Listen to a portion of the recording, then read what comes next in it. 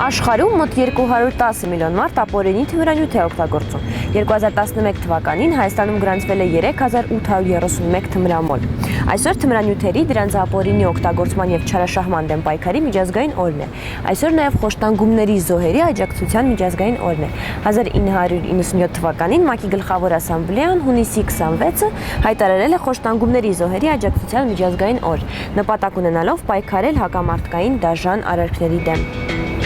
Դիսնեյը որոշել է կրճատել ուտելիքի գովազդները իր ալիքներում եւ այսուհետ զբոսայգիներում երեխաներին տալ ավելի առողջ ծնունդ, որպեսզի նրանք առողջ լինեն եւ ավելի շատ մարզանքով զբաղվեն։ Այս գործերը Դիսնեյին մեծ ծախսի տակ են դնելու, բայց կազմակերպության ղեկավարությունն ասում է, որ երեխաների առողջությունը ավելի կարեւոր է։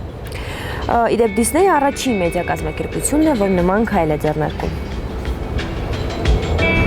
Այսօր Շարլ Ազնավուրի հրապարակի սալահատակն ամբողջությամբ կձևավորվի եռաչափ պատկերներով։ Այդ նպատակով արդեն Երևան է հրավիրվել գերմանացի աշխարհահռչակ եռաչափ նկարիչ։